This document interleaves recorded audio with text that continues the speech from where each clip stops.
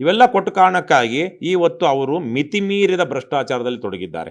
ಒಂದು ಕಡೆ ಡಿಮ್ಯಾಂಡು, ಇನ್ನೊಂದು ಕಡೆ ಅವ್ರ ನೇಮಕಾತಿಯಲ್ಲೂ ಇವರು KPSC ಮೆಂಬರ್ಗಳಾಗೋದಕ್ಕೇ ಪೈಪೋಟಿ ಇದೆ. ಈ ಉದಾಹರಣೆಗೆ 4 ಹೆಸರು ಹೇಳ್ತೀನಿ ನಾನು. HN ಕೃಷ್ಣ ಅನ್ನುವಂಥ ಜೈಲಿಗೆ ಹೋಗಿ ಬಂದಂತಹ ಒಬ್ಬ ಕ್ರಿಮಿನಲ್ ಇದ್ದಾನೆ. ಅವನು KPSC ಚೇರ್ಮನ್ ಆಗಿದ್ದ. ಕರ್ನಾಟಕದ ಇತಿಹಾಸದಲ್ಲಿಯೇ KPSC ಇತಿಹಾಸದಲ್ಲಿ ಅತ್ಯಂತ ಕೆಟ್ಟಾತಿ ಕೊಳಕ ಸಂದರ್ಭ ಘಟನೆ ಅದು. ಆ HN ಕೃಷ್ಣನನ್ನು ನೇಮಕ ಮಾಡಿದ್ದ್ಯಾರು? SM ಕೃಷ್ಣ. ತದನಂತರ ಇನ್ನೊಬ್ಬ ಖದೀಮ ಬರ್ತಾನೆ, ಗೋನಾಳ್ ಭೀಮಪ್ಪ ಅಂತ.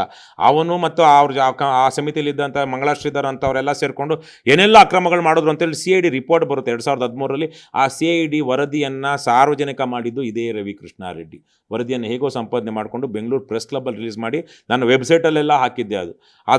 ಅದರಲ್ಲಿ ಈ ಗೋನಾಳ್ ಭೀಮಪ್ಪನನ್ನು ನೇಮಕ ಮಾಡಿದ್ದ್ಯಾರು? HD ಕುಮಾರಸ್ವಾಮಿ. HD ಕುಮಾರಸ್ವಾಮಿಯವ್ರ ಬಗ್ಗೆ ಇನ್ನೊಂದು ಹೇಳಬೇಕು. HN ಕೃಷ್ಣನನ್ನು SM ಕೃಷ್ಣರೇ ನೇಮಕ ಮಾಡಿದ್ರು. HN ಕೃಷ್ಣ ಅಕ್ರಮ ಮಾಡಿದಾಗ, ಆ ಅಕ್ರಮಗಳಲ್ಲಿ ತೊಡಗಿದ್ದಾಗ ಅದರಿಂದ ಯಾವ ಥರಕ್ಕೆ ಅನುಕೂಲ ಆಯಿತೋ ಗೊತ್ತಿಲ್ಲ ಕುಮಾರಸ್ವಾಮಿ ಅವರಿಗೆ.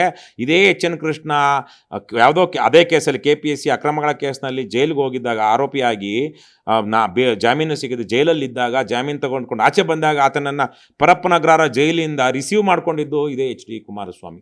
ತದನಂತರ ನೆಕ್ಸ್ಟು ಶ್ಯಾಮ್ ಭಟ್ ಅನ್ನುವಂಥ ಒಬ್ಬ ಭ್ರಷ್ಟ KPSC ಚೇರ್ಮನ್ ಆಗ್ತಾನೆ. ಆತನನ್ನು ಚೇರ್ಮನ್ ಮಾಡಿದ್ದ್ಯಾರು? ಸಿದ್ದರಾಮಯ್ಯ.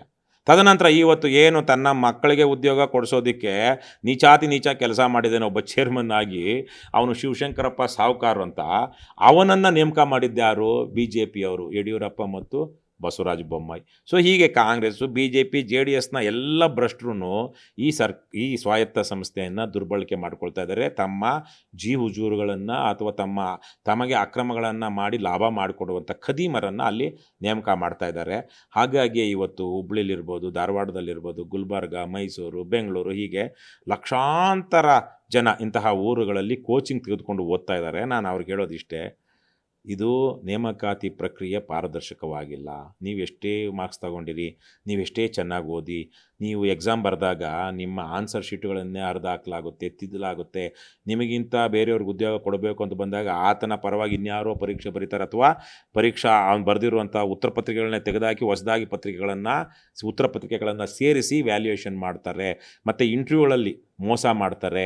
ನಿಮ್ಮ ಜಾತಿ ಪ್ರಮಾಣ ಪತ್ರ, ಇನ್ಯಾವುದೋ ಸಿಂಧುತ್ವ ಪ್ರಮಾಣ ಪತ್ರ ನಿಮ್ಮದು ಅದು ಇನೆಲಿಜಿಬಲ್ ಅಂತ ತೋರಿಸಿ ನಿಮ್ಮ ಕೆಳಗಡೆ ಇರುವಂಥವ್ರಿಗೆ ಕೊಡ್ತಾರೆ. ಇಂತಹ ಎಲ್ಲ ಅಕ್ರಮಗಳಾಗ್ತಾ ಇದೆ. ಹಾಗಾಗಿ ನೀವೆಷ್ಟು ಓದಿ ಏನು ಪ್ರಯೋಜನ? ವ್ಯವಸ್ಥೆನೇ ಇಷ್ಟು ಭ್ರಷ್ಟವಾಗಿದೆ. ಹಾಗಾಗಿ ಮೊದಲು ನೀವು ಮಾಡಬೇಕಾಗಿರೋದು ವ್ಯವಸ್ಥೆಯ ಸುಧಾರಣೆಗೆ ಮುಂದಾಗಬೇಕು.